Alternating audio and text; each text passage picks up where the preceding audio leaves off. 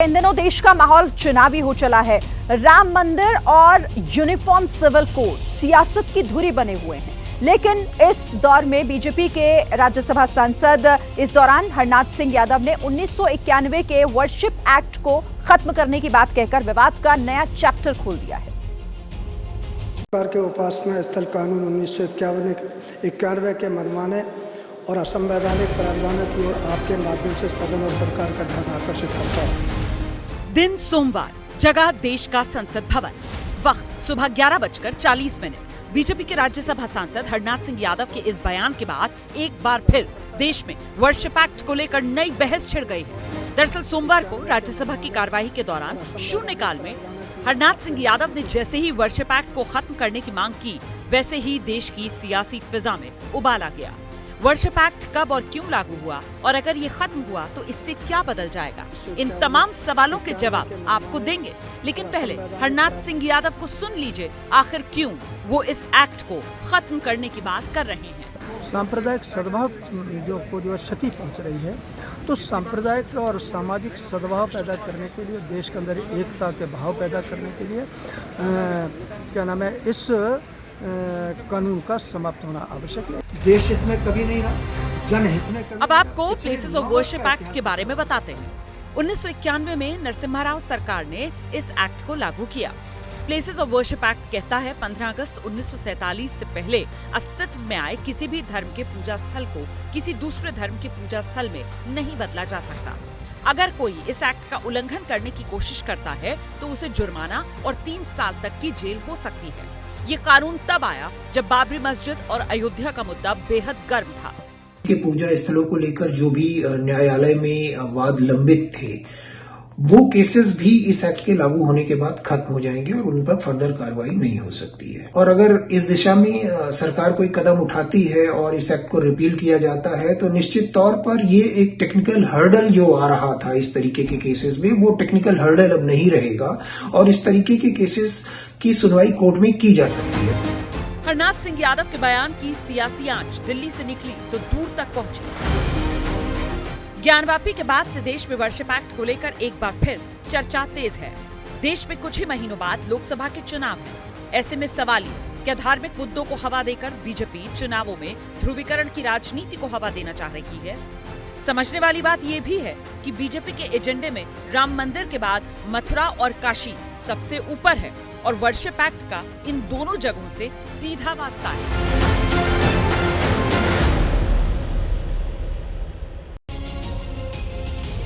जल की जांच, आम आदमी पार्टी पर आंच। आज दिल्ली में ईडी ने अरविंद केजरीवाल से जुड़े हुए नेताओं के ठिकानों पर छापेमारी की। खास बात यह रही कि छापेमारी की जद में केजरीवाल के निजी सचिव भी आए।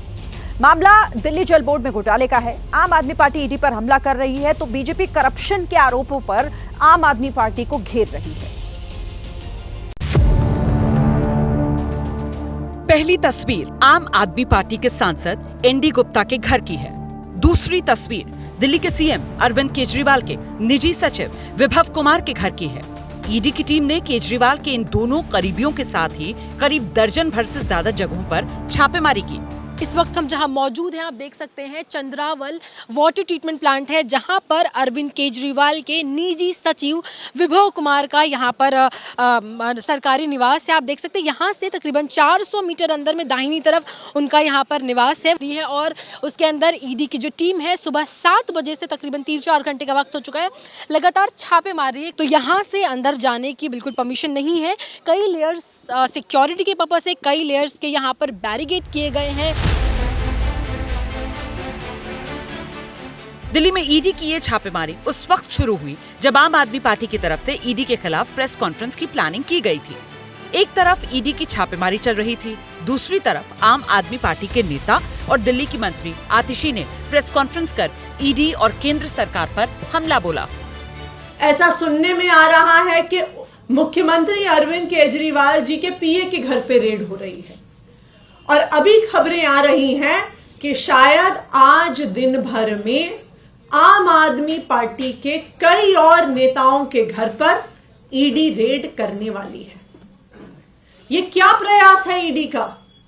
मैं प्रधानमंत्री नरेंद्र मोदी जी को, भारतीय जनता पार्टी को बताना चाहती हूं कि आम आदमी पार्टी आपकी धमकियों से डरने वाली नहीं है। आम आदमी पार्टी कह रही है कि वो डरने वाली नहीं, लेकिन समझने वाली बात यह है कि पार्टी से जुड़े लोगों पर छापेमारी मनी लॉन्ड्रिंग के आरोपों में हो रही है। अब ईडी की छापेमारी सीबीआई के साथ ही विजिलेंस विभाग की तरफ से दर्ज एफआईआर के आधार पर की जा रही है। अब बारी बारी से कथित घोटाले के इन आरोपों को समझते हैं। मुख्यमंत्री अरविंद केजरीवाल के निजी सचिव विभव कुमार को सिविल लाइंस में D2 सरकारी बंगला मिला हुआ है। एबीपी न्यूज़ को मिली जानकारी के मुताबिक इंटरपोल एक्सचेंज के तहत दिल्ली जल बोर्ड का ये आवास उन्हें दिया गया है, जबकि वो सरकारी कर्मचारी नहीं है। ऐसे में इस पूरे मामले में विजिलेंस की जांच भी पहले हो चुकी है। ईडी दिल्ली जल बोर्ड के 2 मामलों की पहले से जांच कर रही है।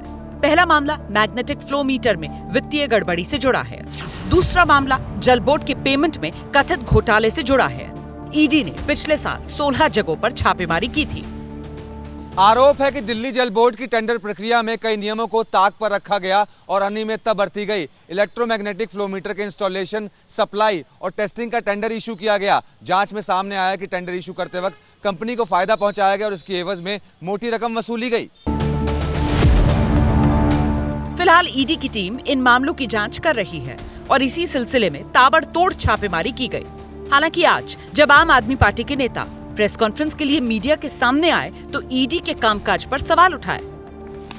तो बार बार अलग अलग लोगों को डरा के, धमका के गलत स्टेटमेंट साइन कराए गए। एक विटनेस ने कहा कि उनको ये कहा गया कि अगर आप नेताओं के खिलाफ बयान नहीं दिया तो हम देखेंगे कि तुम्हारी बेटी कॉलेज कैसे जाती है। क्यों आम आदमी पार्टी को झूठे बयानों के आधार पर फंसाना चाहती है? ये बेहद संगीन है। सारा का सारा केस ही फर्जी है। ना इनकी इन्वेस्टिगेशन में कोई दम, ना इनके बयानों में कोई दम, ना आज तक चवन्नी की रिकवरी हुई। बस ईडी का मेन काम रह गया है भाजपा का प्रमुख सहयोगी बनके, अलायंस बनके इलेक्शन के टाइम में एक्टिवेट हो जाना। ईडी सूत्रों की माने तो आम आदमी पार्टी की नेता आतिशी ने प्रेस कॉन्फ्रेंस में जो आरोप लगाए हैं उसे ईडी ने निराधार बताया। ईडी सूत्रों का कहना है इस मामले में ईडी आतिशी के खिलाफ कानूनी एक्शन की तैयारी में है। फिलहाल दिल्ली में ईडी की जांच और छापेमारी को लेकर राजनीति गर्म है। बीजेपी ने आम आदमी पार्टी को घेरा है।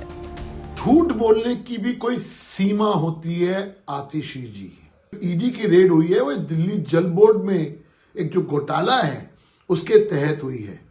जो उसकी गिरफ्तारियां हुई है और जो कस्टडी में है ईडी की, उसके तहत ये रेड्स आपके घर के, आपके तमाम नेताओं के घरों में हुई है। अरविंद केजरीवाल जी, ये नौटंकी और ड्रामा करना बंद कीजिए। अब आप एक्सपोज हो चुके हैं। ईडी के सवालों का जवाब दीजिए और ये ड्रामेबाजी करनी बंद कीजिए। तो आपकी करप्शन का बस एक ही जवाब है, जेल।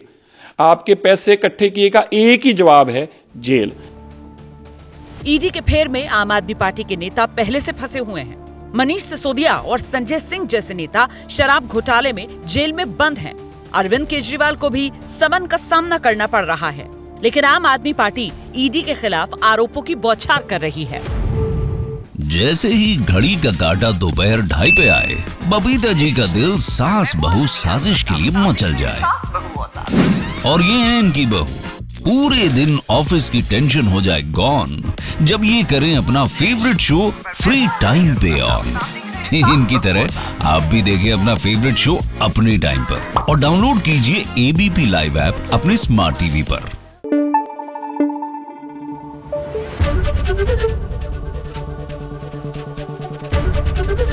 एबीपी न्यूज आपको रखे आगे।